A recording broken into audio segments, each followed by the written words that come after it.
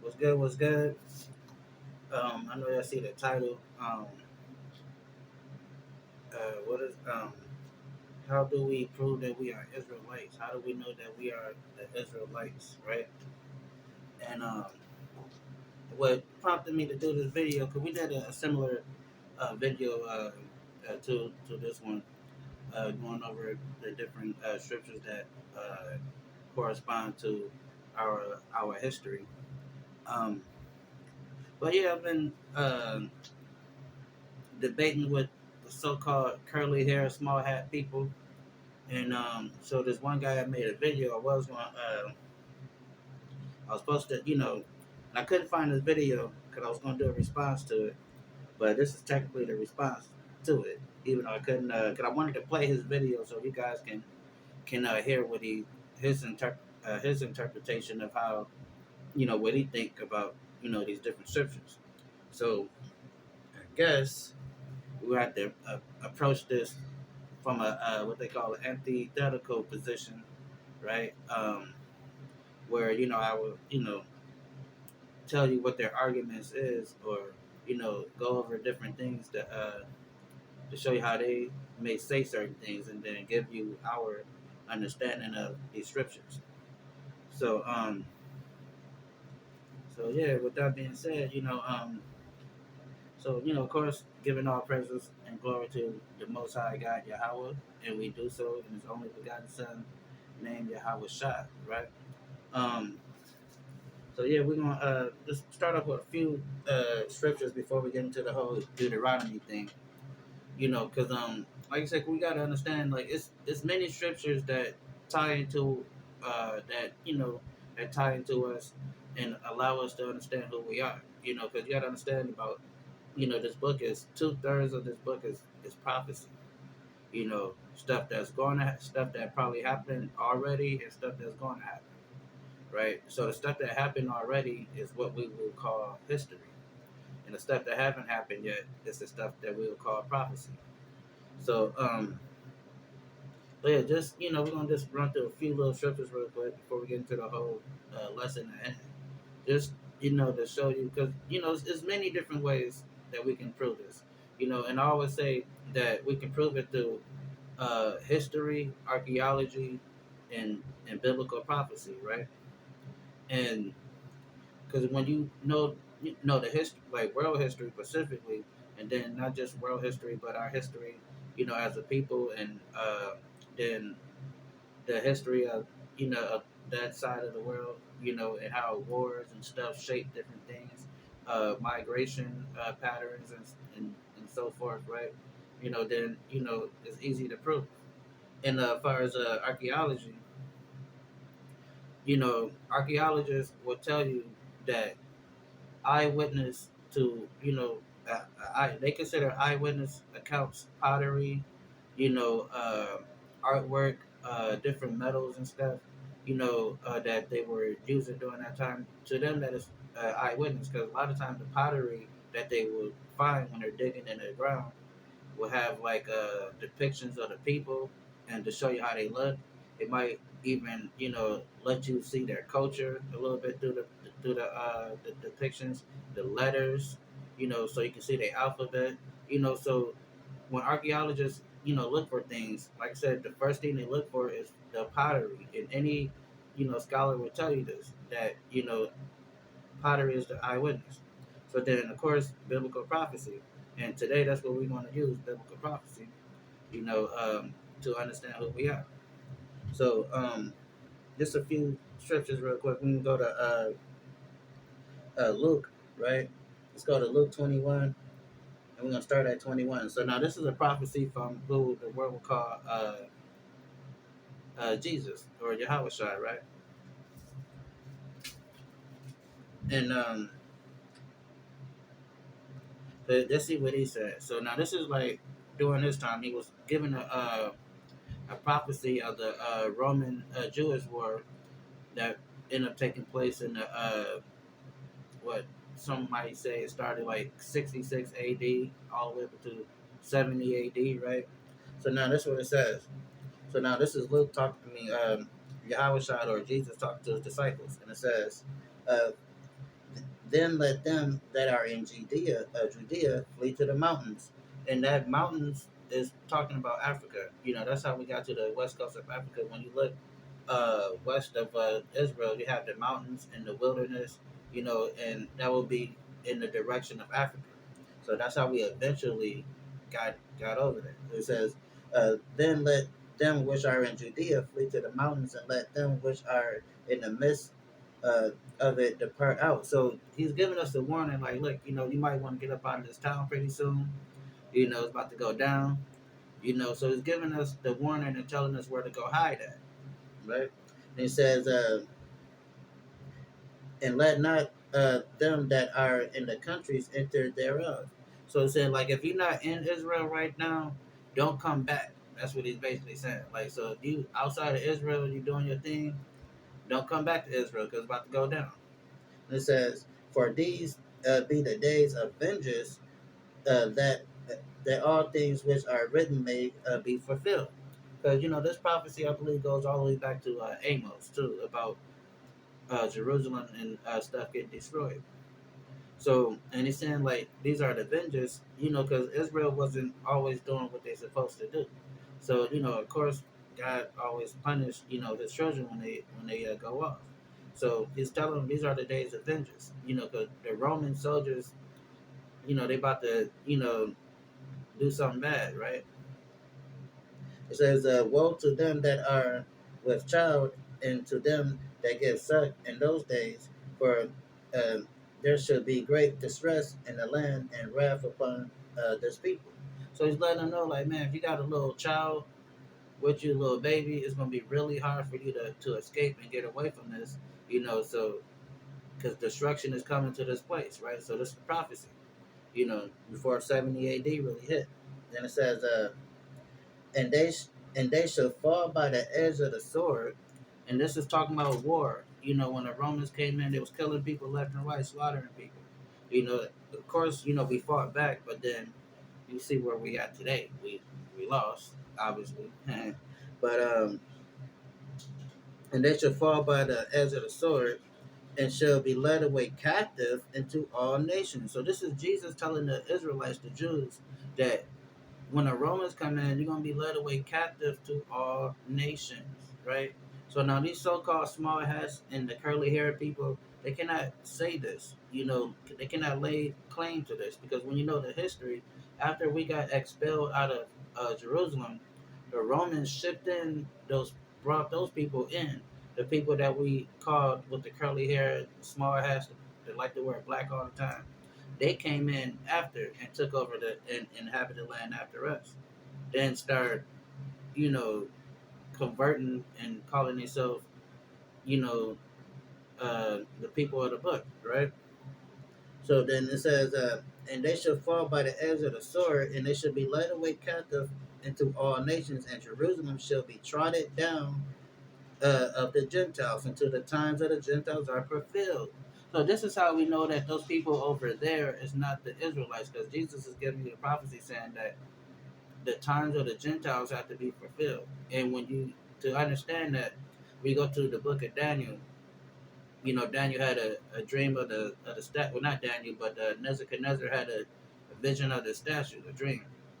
So all those different parts of that statue was different kingdoms and rulership that was going to come into power over the ages. And right now we're living in the time of the feet, where the feet is mixed with iron and clay, which is the last empire. So all these different Gentile nations, all these different people have to have they time to rule. Then after they have their time to rule, then that's when Yahweh Shah is gonna come back, and that's when we're gonna be replaced back into our land again. So this is the prophecy that he's telling. You know, uh, so saying to the be trodden down until the times of the Gentiles are fulfilled.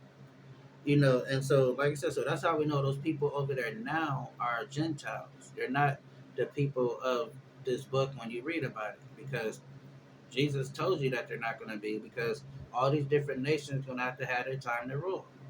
So and that's what we're seeing. So let's get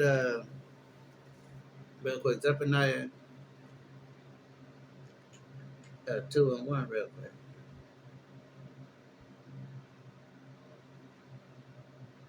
So now Zephaniah, right? It says chapter 2 verse 1. So this is how you know who you know. This is how we know who was talking about. It says, "Gather yourself together, yeah, gather yourself together, O nation not desired." We are that nation that's not desired, because no matter what country we go to, we always gonna be second class citizens and treated in such a way. So we are that nation that's not desired. Thank you. We are that nation that's not desired, right? You know, and it says, "Gather yourself together, yeah, gather yourself together, O nation not desired." Because no matter where we go, like I said, even in America, I got it right here. Um, so uh, no matter what nation we go to, like here in America, we first fire, last hire, at the bottom of society, second class citizens. You know, uh, everywhere we go, you got people that talking about they're going to Africa, but then you hear stories of how they're being treated in Africa. You know, or any other place, right? Then it says, "Before the decree brings forth, before the day pass, and the chef, before the fierce anger of the Lord come upon you, before the day of the Lord's anger come upon you," right? So it's talking about the last days when God come back and judge this place. He want us to gather ourselves together, for we no longer be, you know, separated in how we are, and and not as functioning as a nation like how we should. He wants us to come back together, have that economy, that synergy, whatever you want to call it, together again, right? Hold on one second. So lucky, yeah.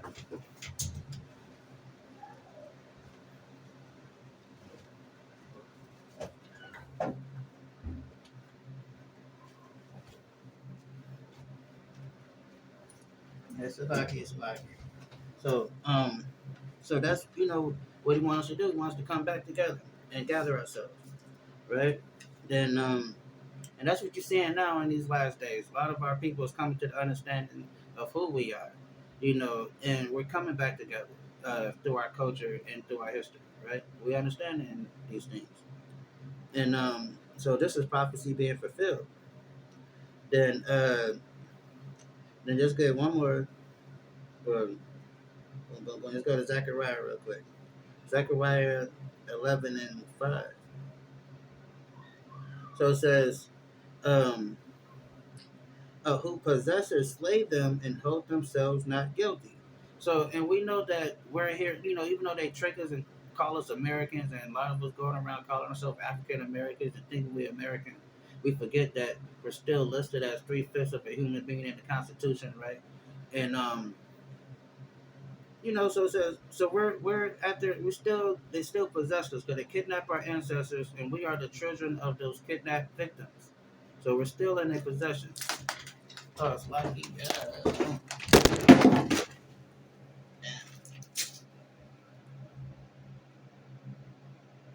One second, y'all.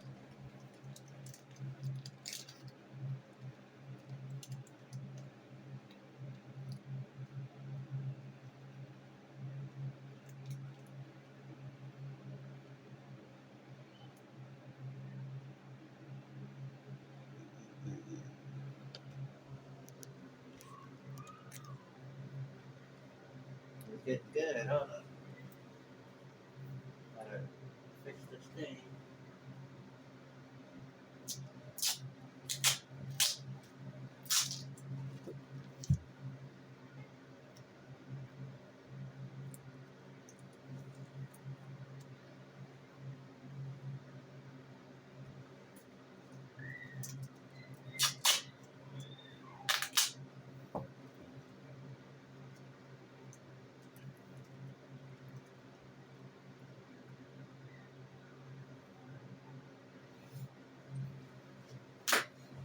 Yeah, it's lucky. You have to fix the camera real quick. But no, so as I was saying, we're in their we are in their possessions. So then we see that when we go, it says, "Who possesses slay them and hold themselves not guilty." So a lot of times when these police officers kill us in the street. They go to court, they get found not guilty. Or even like someone like uh George uh Zilliner, whatever dude name is, Zimmer, George Zimmerman. Um, you know, just an average dude kill us and get found not guilty. So and this is a lot of this is what we're going through because it says who possess or slay them and hold themselves not guilty, right? And that's what happens. It says and they and them that and they that sell them say, "Blessed be the Lord, for I am rich," and their prophets and their shepherds pity them not. So they think that just because they've been living for like 400 years like this off of the backs of the Black, Hispanic, and Native American people, that God is not going to get them back. They think that God is on their side. That's why it says, "And they that sell them say, Blessed be the Lord." So they thinking, "Oh, this is such a blessing that God given us that we have, a foothold on these people." And it says, "And they that sell them say, Blessed be the Lord, for I am rich, and their shepherds pity them not." Meaning our leaderships is not stepping up and trying to, fight the oppression. They're going along with it. You got your Jesse Jacksons and Al Sharptons that, took the check, you know, and they're going along with it. So this doesn't, you don't see this playing out with the so-called small hats and the curly hair people, you know, that wear black all the time. You don't see this playing out with them like that because they are the ones oftentimes that is causing the oppression. All right. Okay, one more. So now it's Jeremiah 3:18.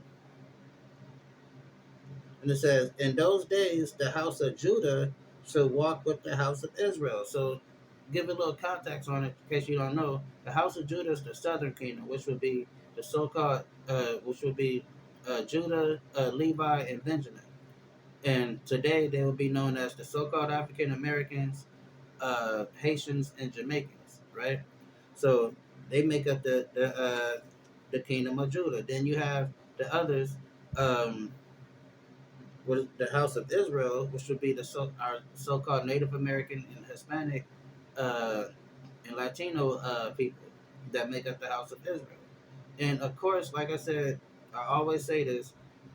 We're using these terms because on this side of the world, this is what we're known as. But if you go to Africa, they probably call it something else. If we're in China, we're known as something else. Uh, in the Middle East, we're known as something else.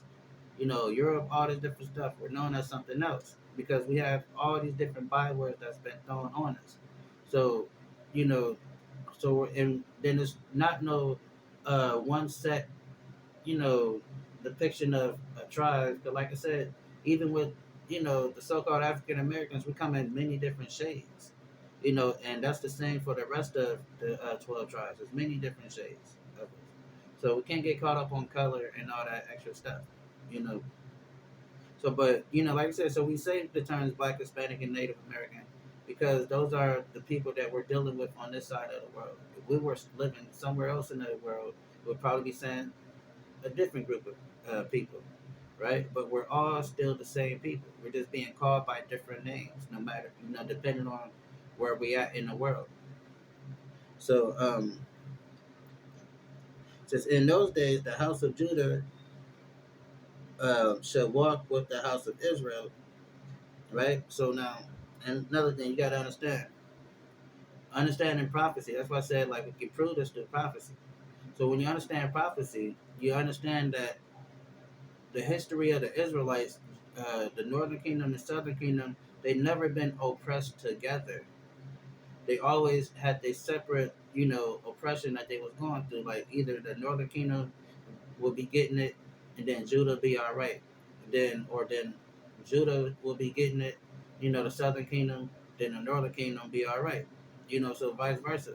So, but this is telling us that this is how we know that America is Babylon, and then also that the Native Americans, Hispanic, and Latino people are also Israelites because we're both here in the same predicament. And it tells you in this prophecy that in those days Judah should walk with the house of Israel, and they should come together out of the land of the north being America, out of the land of the north to the land that I have given for a inheritance to your fathers. So saying like when it's all said and done, we're gonna be taken out of this place and we're gonna be brought back to our true homeland and live a prosperous life, right? Prosperous life.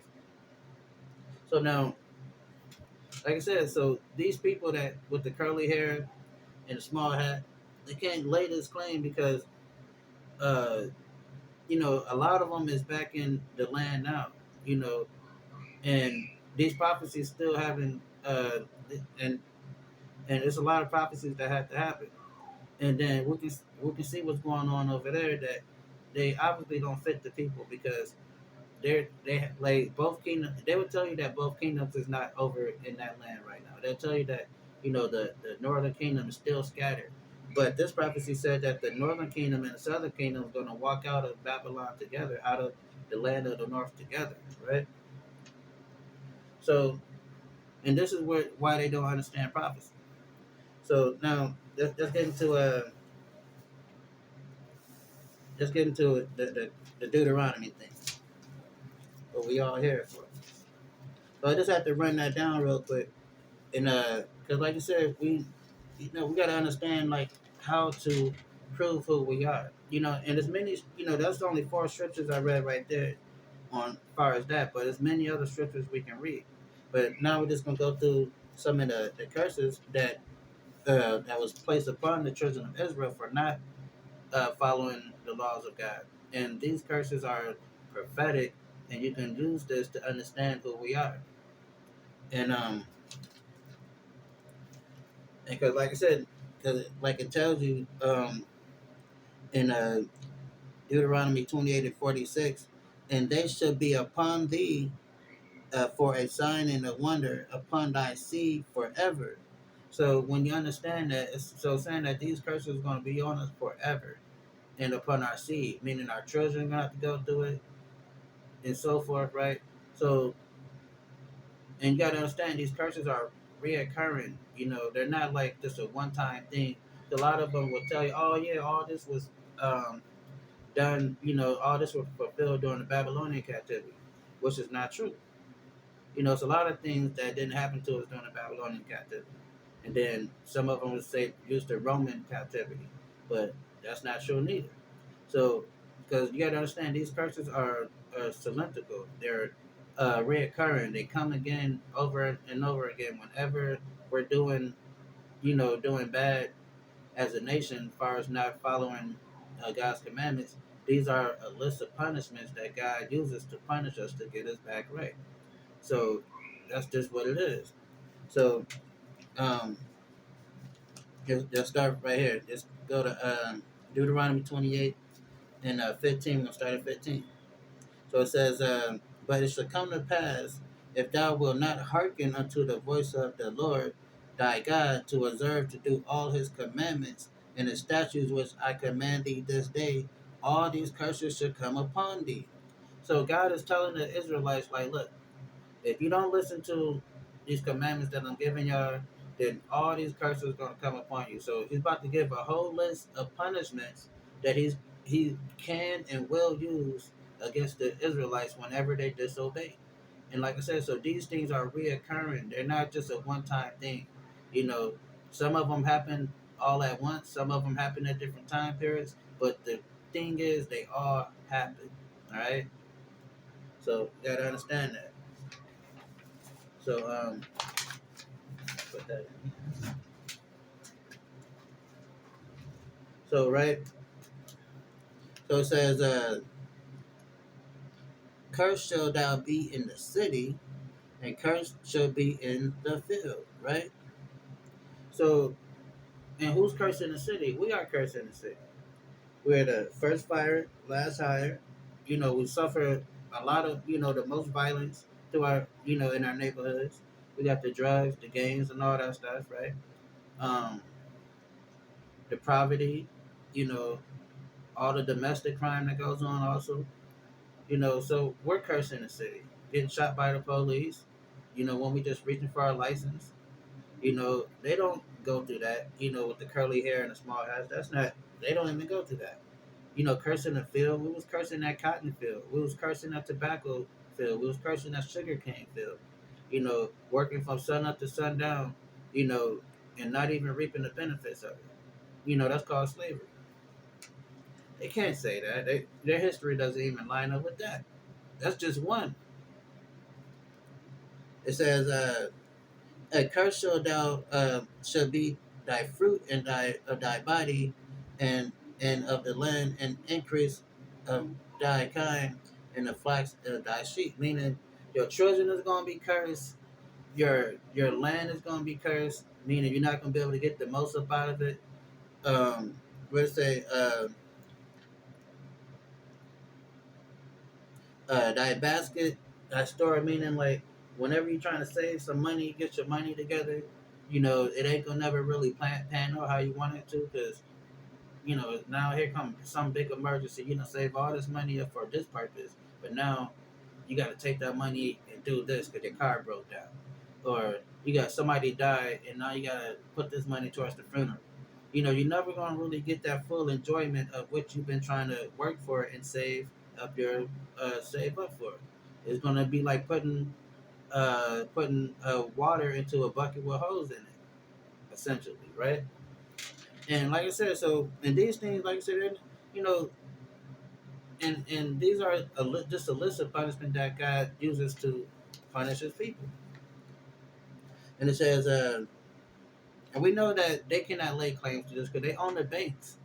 They own the loaning companies. You know, uh, they're not going through this that we just read, as far as them having a hard time maintaining money and keeping it and growing it, and then they have children that they can't really enjoy because their children is being killed and all that stuff.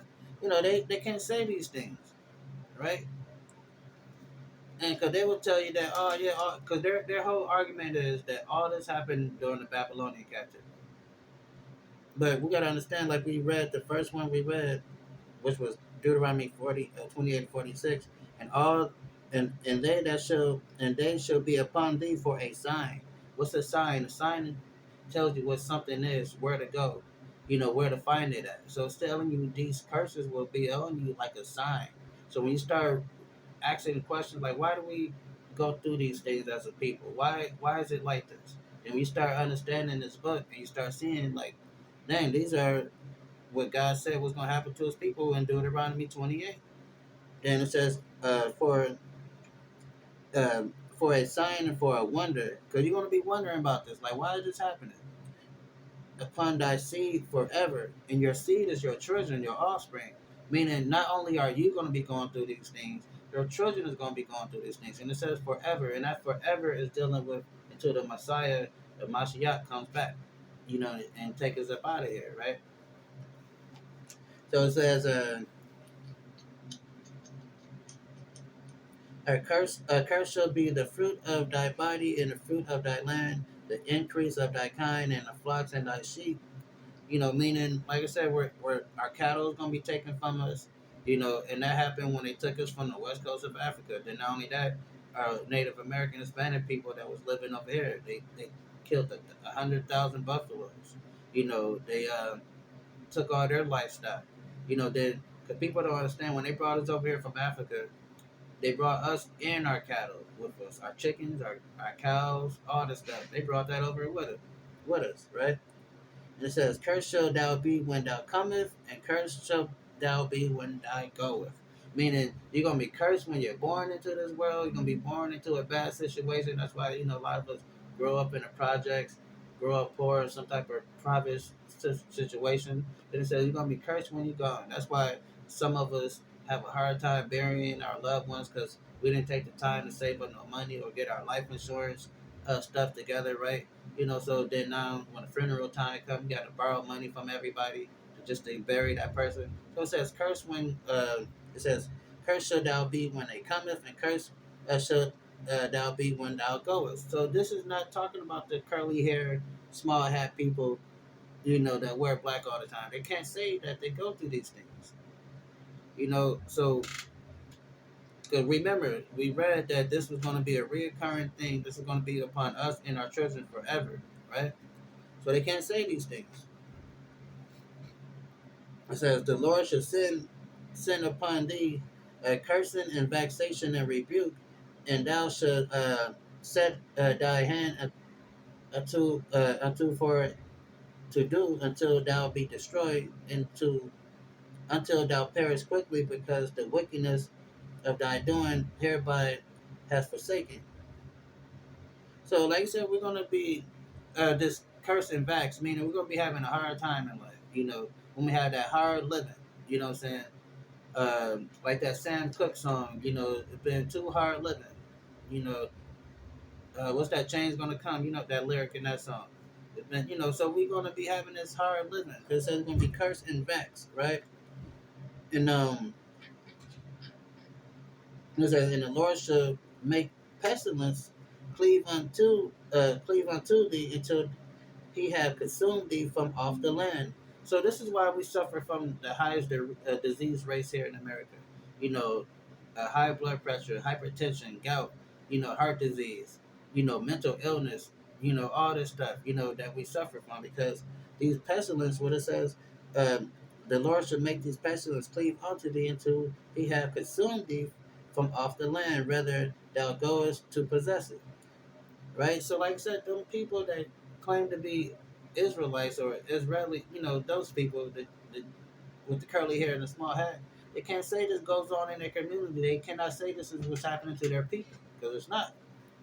Then it says, "The Lord shall smite thee with a consumption with fever and with inflammation." The XTD. That's why a lot of us, for a while was leading in the statistics for AIDS and HIV. What they say, could be wrong, but 1 out of 5 women have herpes. You know, and this is crazy. So this is what we're seeing. Nobody, they can't lay claims to these different things. This is not nothing to brag about, of course, but we're just showing you how these things affect our people, on a day-to-day basis, and the same people that, because these are prophecies that were said to happen to the real children of Israel, and we can see that this stuff only happens to us.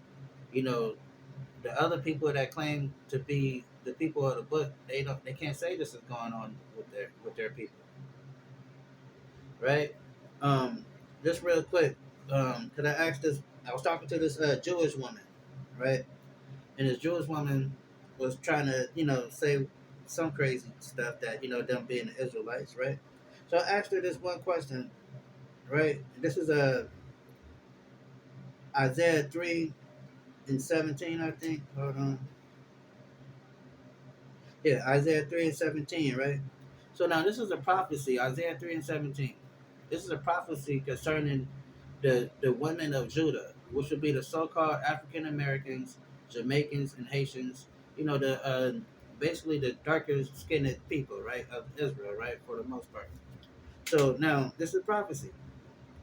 I'm not gonna read the whole thing. I'm just gonna read the main point. It says, "Therefore the Lord will smite with a scab on the crown of thy head." What's the crown on your head? The top of your head. And it says, "Will put a scab on the crown of the head of the daughters of Zion, and the Lord will discover their secret parts."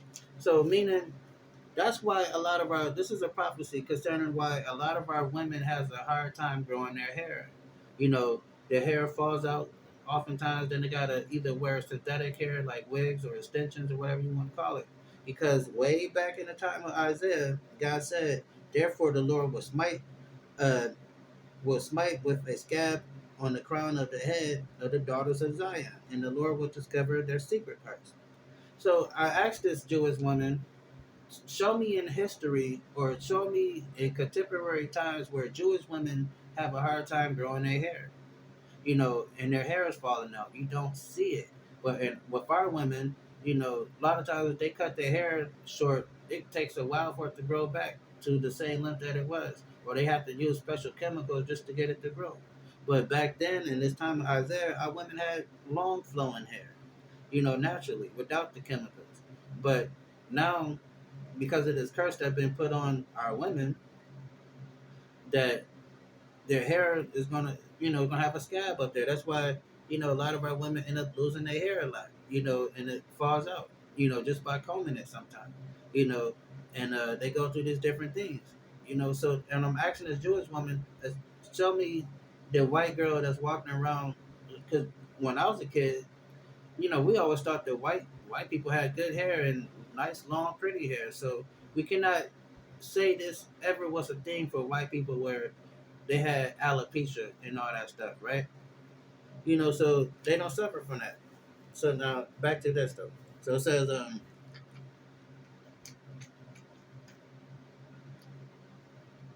and the Lord will smite thee with a consumption of fever and inflammation, and with a extreme burning. Talking about STDs. That's why a lot of times we lead to statistics in these disease categories. Um, with extreme burning and with the sword and with the blasting and with mildew, and they shall pursue thee until thou perish.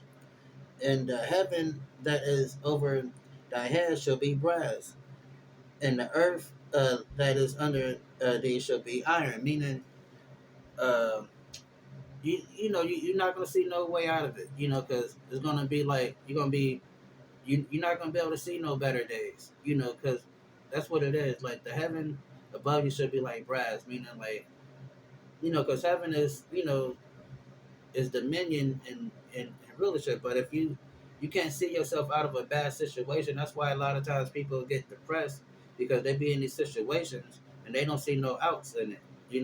So that's what it's telling you. I'm gonna put you in that state of doubt, where you don't know what's going on, right? And that's where a lot of our people is at. And it says, and the Lord shall make the iron, the rain of thy land powdered, and the dust from heaven it shall come down upon thee until thou be destroyed. So, like I said, this talking about how we're not going to prosper, and how things just going to be just rough, right? Then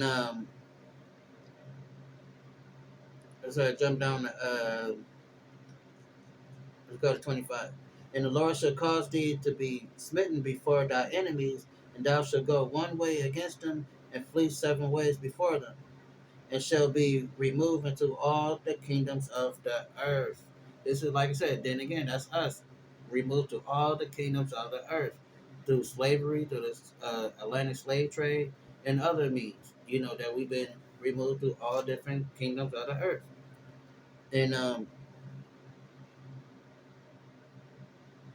then it says, thy carcass shall be meat unto the fowls of the air and unto the beasts of the earth, and no man shall fray them away.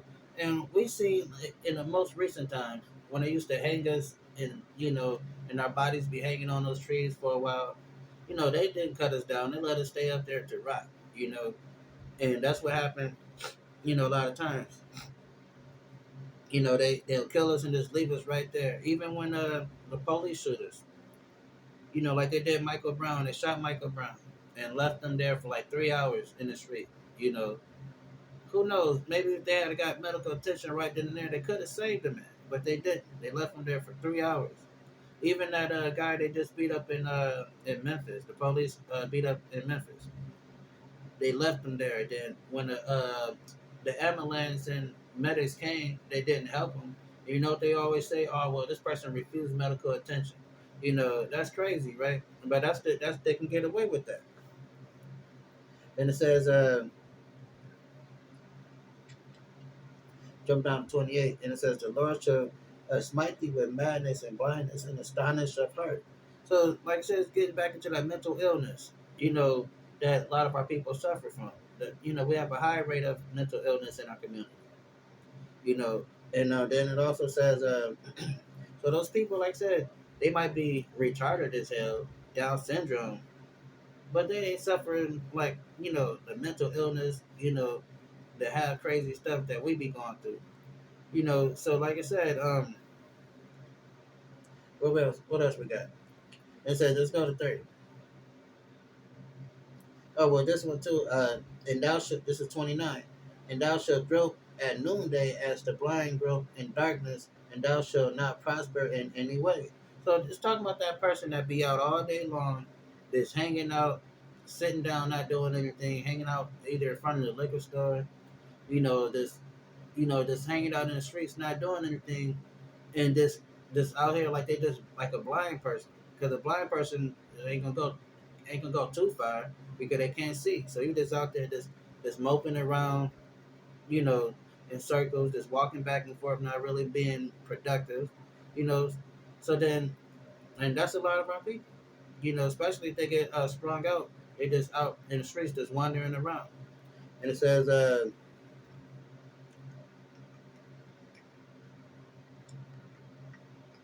and thou shalt grope at noonday as the blind grope in darkness, and thou shalt not prosper in thy ways, and thou shalt only be oppressed and spoiled evermore, and no man shall save thee. So, and that's what we're going through. A lot of mental illness, depression that we see in our community, right? And so let's jump down to 32. Well, no, let's go to 30 first. It says, and thou shalt betroth a wife, and another man shall lie with her. Thou shalt build a house, and thou shalt not dwell therein. Thou shalt plant a vineyard, and thou shalt not gather the grapes. So the first line, thou shalt betroth a wife, and another man shall sleep with her, and that happens during slavery. You have what was that movie? I mean, y'all, I was watching Roots like a week ago. Um, Master wanted to lay with like Master has a company, and dude wanted to lay with one of the slaves, and they went to go get dude's wife, and he wasn't having it, but of course he had no choice in the matter. So then, or like 12 years a slave too, also that happens. But then also too on the flip side, you thinking you got you a woman that's down for you, but then some other man is laying up with her while you're not around. So and that happens. You know, and then it says thou shalt build the house, but thou shalt not dwell therein. And that's what happened. We built up America, made America rich. We built the White House, and we didn't live in the White House, but we built it. And then we built Master House on the plantation, but we stayed in the shack in the back. We didn't live in these places that we built. And even now, we got our people that's be into construction, building these nice houses that they themselves can afford to live in. You know, so like I said, this is not happening to those people. You know, that with the curly hair and the small hats, because like I said, they own the construction companies, they own the buildings oftentimes. So this is not predicated towards them. So for them to make these claims is preposterous because they know that they don't fit. That's why oftentimes they will they don't even deal with the so-called Torah or the Tanakh that we read in the Torah. They don't even deal with this. They deal with whatever they rabbis say or whatever it says in that book called the Talmud or the Mishnah. They deal with because they cannot prove anything out of the scriptures to lay claim to them being actual Israelites because it doesn't match them. It doesn't fit them. That's why they try to stay away from it. They might know certain scriptures, but they don't, you know, actually understand and see how it applies to them. They just, because like I said, they mostly deal with the Talmud, and they cannot, like I said, they cannot use this Bible to explain any of it, and how they relate to any of this stuff, but they don't, and they can't, you know, and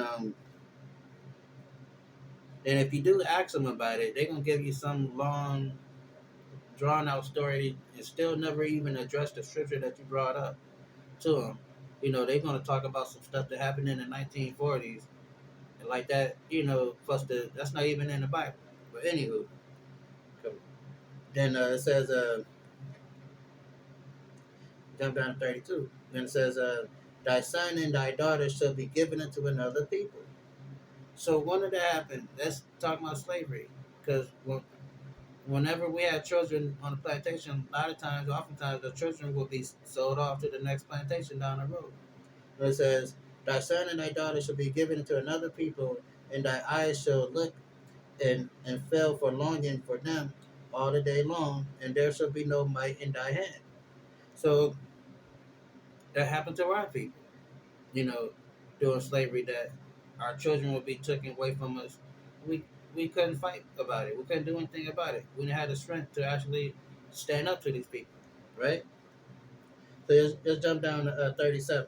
It says, "Thou shalt become a astonishment, a proverb, and a byword among all the nations, whether the Lord shall send lead thee." So a proverb and a byword is like they got a wise saying about it. It's like anybody like an elevator can raise a family, but not a black man. Or all Mexicans carry knives. If you want to hide something from a nigga, put it in a butt. You know, those are proverbs, right? And the byword is them calling us niggas, spics, uh, African American, Jamaican, Haitian, Belizean, you know, all these different names and titles that they put on us, other than what God actually called us. Those would be bywords. So those people that call themselves uh, Jewish or whatever, with the curly hair and the small house, they can't say that because they always been called Jewish. Nobody, then you get in trouble if you call them anything else, right? So they can't say that. So it says, "And a proverb and a byword among all nations where the Lord God has sent you. They shall carry," let me see, boom, boom, boom. Then it says, jump down to 41.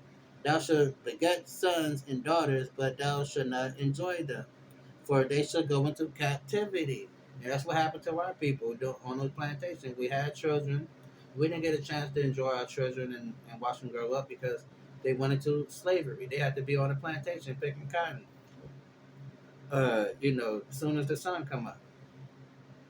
You know, so we didn't get a chance to raise them and and enjoy them like that. Like I said, because then sometimes they might get sold off to another plantation, and you probably might not see them ever again. So then it says,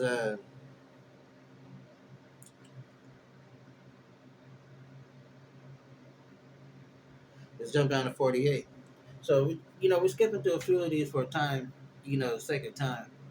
Um, but then just go to 48. It says, "Therefore the Lord, thou shalt serve thy enemies, which the Lord shall send against thee."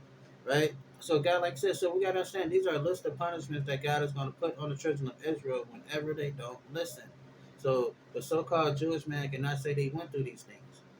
Then it says, "Therefore thou shalt serve thy enemy, which the Lord shall send against thee in hunger." I mean, because when we go to these grocery stores, we don't own these supermarkets that we're going to shop at for our food. We're giving our money to the same people that kidnapped us and brought us over here.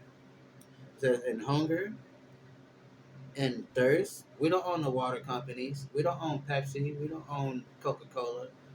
None of these things. So we're still giving our money back to the same people who kidnapped us. Then it says, "In nakedness."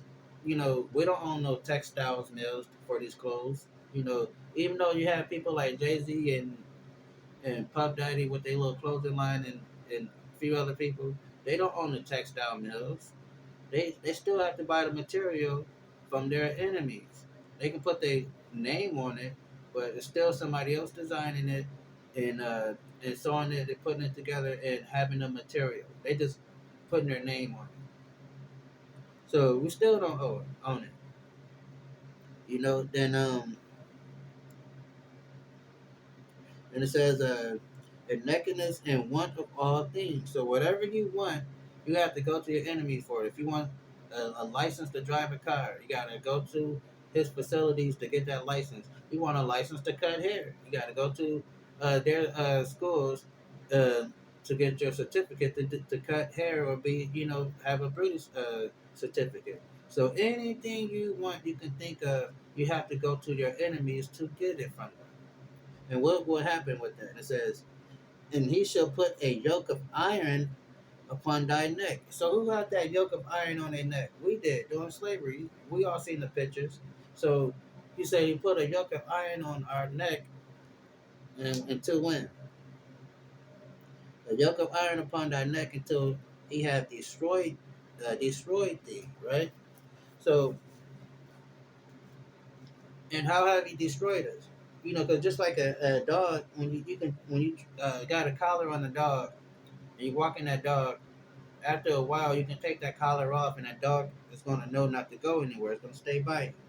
So that's what happened to us as a people. That's why they can, you know, they can treat us the way they do because they know us and they train us good. We're gonna get mad, we're gonna sing some songs, and we're gonna pray about it. You know, and they know our reaction. That's why they continue to do what we do. But we see what happens when they get mad because we get stuff like what happened in January last year, January 6th, when they stormed the Capitol. When they get mad, stuff happens. But when we get mad, we like to sing and pray about it. So and walk around in a circle, and they call it marching. So like I said, so now how they destroyed us, and this goes back to Jeremiah 17:4. It says, "And thou even thyself should discontinue from thy heritage, which that I gave thee." And our heritage is our culture, our nationality, our way of life, our language. That's why we don't speak our natural tongue anymore. We don't dress the way how we used to dress. When before we came over here, we don't even know what we ate before we came over here. Right? None of that stuff. It says, even thyself shall discontinue from thy heritage that I gave thee, and I will cause thee to serve thy enemies in a land which thou knowest not. So, and we didn't know anything about America when they brought us over here. So he said, "You're going to serve your enemies." So what is God calling these people? Our enemies. I don't care if they do bring some food in at lunchtime at your job, or whatever, and they smiling and they being all nice. They are God called them your enemies. All right, you got to understand that. Like it, understand it, whatever. That's who they are. Because would a friend put a collar on your neck and hold you like that until they basically psychologically break you down? Would a friend strip you of your culture, your heritage, and your name, right? And change your name and call you something else? No, they would not. So it says, uh, "Cause thee to serve thy enemy uh, in the land which thou knowest not, for ye had kindled a fire in my anger, which burned forever." So this is God saying that, man, I'm mad at y'all, and so I'm going to use these people to punish you, right? So back up here, it says, "And the Lord shall bring a nation against thee from afar, uh, to the ends of the earth, as swift as an eagle fly." So what's American symbol? A eagle. What's the Spanish people symbol? An eagle. What was the Roman symbol? An eagle. What was Great Britain's symbol? An eagle. All these European nations, France, all of them had an eagle. The Greek Empire, eagle. They always use that eagle as their symbol, right? So it says, "The Lord shall bring thee, shall bring a nation against thee from afar." Because, like I said, it came from the other side of the world, from afar, uh, from the far of the end of the earth, as an eagle fly, as a nation who tongue thou shall not understand. So we didn't understand English when it came over here, messing with us. We didn't understand Spanish when it came over here messing with us. We didn't understand Portuguese when it came over here messing with us. We didn't understand French when it came over here messing with us.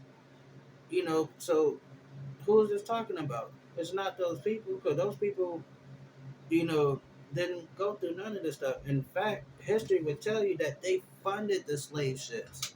They put the money up for the slave ships for them to bring us over to these parts and elsewhere. You know, and then a lot of them was some of the first plantation owners on this side of the world, the so-called curly hair and the small hat people, right? So this is the history that they don't want to tell you about. So then it says, let's jump down. Get a few more. Then it says, so now this is 28 and 54. "So that the man that is tender among you and very, very delicate," because at one point in time, we had that brotherly love amongst each other. We knew how to treat each other. You see another guy on the street, you know how to be cool with him. Y'all be cool. Hey, how you doing? How your family doing? What's up? You need anything? Right? It says, "So that the man that is tender and among you and very delicate, his eyes shall be evil towards his brother." So now we have an evil eye towards our brother. That's what we call black on black crime. That self hatred that we have against each other. You know, and that immediate, you know, instinct of how it's so quick for us to kill another black person that look just like us. Rather than trying to be patient and show, you know, love to that person, we so quick to hurt each other. You mean mugging people in a club, in a party. You go to a party and you want to have a good time, but you got people in there that go to the parties because they looking to fight people and hoping that something happens so they can have a reason to shoot the whole place up. So it says, his eyes shall be evil towards his brother and towards the wife of his bosom. So now you have that dysfunctional household. Now he's disrespecting his woman. So not only do he have lack of respect for his fellow brothers, now he's disrespecting his woman. And it says, towards the wife of his bosom and towards the remnant of his children. So now he got a hatred towards his children. And now he's mistreating the children. Now it's domestic violence, child abuse, black on black crime going on, self hatred, all in this one verse right here. Then it says, towards the remnant of his children, which he shall leave. Now we're dealing with single parent household where the father is leaving out the house for whatever reason. So this is why some of us grew up in single parent households because of this curse right here, Deuteronomy 28 and 54. You know, um, this whole single parent household thing going on that's still carrying on to this day. Then it says, we jump down to 56. And it says, the tender and delicate woman among you. Now it's talking about our women. It says, the tender and delicate woman among you, which not venture to set her sole of her foot upon the ground. But like I said, our women used to be so delicate, and so tender, you know, they didn't allow themselves to even walk barefooted, or we didn't allow our women to just be walking around with, this, or we thought they were so delicate that we didn't even want them walking on the ground. We would pick them up and carry them, or whatever the case may be. It says, the tender and delicate woman among you, which would not venture to set her sole of her foot upon the ground for the delicateness and tenderness. Because our women used to be tender, but now a lot of our women are so rough. They have that masculine energy about them. They cursing their nigga out all the time. They probably want to beat their nigga up sometimes. They got this whole rough spirit about them, right? And it says, her eye shall be evil towards her husband. So now she's disrespecting her man. Now she's calling him all types of MFers and nigga this and nigga that. You ain't shit, you ain't this, you ain't that, right? All that type of language going on, right? All in front of the kids. Then it says, and towards her husband of her bosom, and towards her son, and towards her daughter. So now she's not being a good mother towards her son or her daughter, right?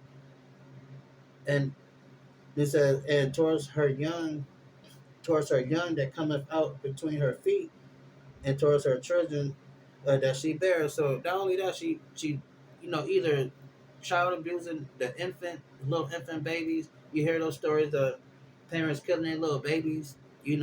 Little babies that's probably like a few weeks old, beating them to death because they crying, or they might like or the little toddlers and stuff they causing harm to. So a lot of this stuff happens. And these are curses that God put upon our people because we're not listening to it. If we want all this stuff to stop, these what we call generational curses, we have to come back to the laws, statutes, and commandments of Yahweh and do what He said do, not what we said, not what we say to do. But like I was talking to this person and I was telling them, when you go to church essentially teach you without saying it. Church teach you that you know better than God. They're not coming out saying, "Hey, people sitting in the audience, they got a secret to tell you. You know better than God." But the way they teach the Bible and the way they say things and present things, you end up developing this. I know better than God. So meaning you can read something in the Bible, God say do this, but then you be like, "Well, I think, or I feel, or I believe." You start talking like that. And then when you start talking like I think or I feel or I believe, you essentially saying that you know better than God now.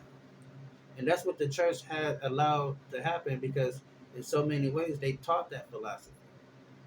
So And moving on. Jump to 64. Then we're gonna end it. One more after this. Then it says, "And the Lord shall scatter thee among the Lord shall scatter thee among all people from one end of the earth unto the other, and there shall you serve other gods, which neither nor your fathers have known, even wood and stone." So, like I said, so now we're in all these other nations following these different belief systems and and religions, and calling ourselves different names. And like I said, no so-called people that call themselves with the curly hair and the small hats, they cannot say this because if you ask them, they kept their history for up to 1,000 years, which according to the Bible is, that's not what the Bible says. Because the Bible says, like we read in Jeremiah 17, that you are going to lose your heritage, you're going to lose your culture. So how could you tell me that you guys were maintaining that knowledge of being Israel, being Jewish for 1,000 for hundreds of years, even thousands of years, some some will say, and it's like, but that doesn't match what the scriptures say, because scriptures say, like we read in Jeremiah, that you will lose your culture, not be able to keep your culture. But they will tell you that, oh yeah, we got the language that, talking about that Yiddish stuff they be speaking and trying to pass it off as Hebrew, talking about, yeah, we got the language. But Jeremiah says, even thyself, uh, uh, even thyself shall discontinue from thy heritage that I gave thee. So this is the prophecy right there, that you're going to discontinue, meaning you're not going to no longer follow these Hebrew customs and stuff that you were following, like our people. That's why when we do process of elimination, we know that we are the people because we're the only people that stop following our own culture. Every other nationality has their culture from old, whether they kept to it or not, but they understood what their people have been doing, and what their people do, except for us. So it says, "And the Lord shall scatter thee among all people from one end of the earth even unto the other, and there thou shalt serve other gods, which neither uh, nor thy father known, even wood and stone." And we believe that wood is to be that Christian cross, that Christianity, and that stone to be Islam, which is that stone over that cobblestone over in Mecca that they like to circle around and trample people, and a lot of people die each year walking in a circle over there. So then just get down last one. And it says, and the Lord shall bring thee into Egypt again with ships. So when you understand that Egypt in this context means bondage or slavery. So what is God telling us? Let's read it how he's telling us. It says, "And the Lord shall bring thee into slavery again with ships." So we know the history. What people went into slavery on slave ships? We did. Not those curly haired people, small hat people that's running around talking about they Jewish. Yeah, they Jewish. They're not Israelites. They can, so it's like we came here on slave ships. It says, "And the Lord shall bring thee into Egypt again with ships, by the way whereof I spake unto thee, thou shalt not see it no more again. And there ye shall be sold unto your enemies." So who bought us when we got off them slave ships, 55, 35, 150, 250? Sold. Who bought us? Master Johnson, Master Jackson, Master Brown, you know, Master Oliver, all these different people that bought us. And what the Lord calling them, it says, um, "And ye shall be sold unto your enemies." So, like I said, you can believe that these people is your friend if you want to, but God been telling you over and over again throughout the scriptures that these people are our enemies, and it tell you in the book of Psalms that He used these people to punish us. He says these people are basically like His belt. He used these nations as a belt to whip us back in shape. So you can think these people is your friend because you got a good rapport with them. They might laugh at the jokes, whatever the case may be. But these people are not your enemy. I mean, these people are not your friend, and they prove it through their history. It says, and the Lord shall bring thee into Egypt again with ships, by the way whereof I spake unto thee, thou shalt not see it no more again. And there thou shalt be sold unto your enemies for bondmen and bondwomen, and no man shall buy you. And that is an old Quaker analogy for no one can redeem you. That's why a lot of these different civil rights people try to help us throughout the years. You know, Martin Luther King, Malcolm X, the Black Panthers, all these different groups of people try to help us, but you know they were unable to redeem us out of the situation that we face here in America.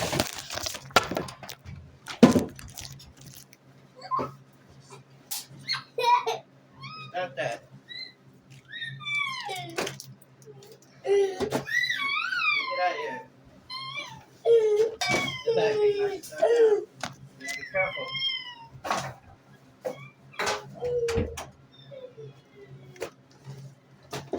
Uh, knocking stuff down. So, but yeah, that's basically it. Hold on. So, like I said, so real quick, so but that's basically it. Got my little son knocking over the cameras and stuff. But but yeah, that's basically it. So it's like, and we know how this stuff plays out because we're the only ones that been into slavery on slave ships. Those other people can't lay claim to that. So we got to understand who we are as a people. So I hope that was edifying, and we say shalom and peace.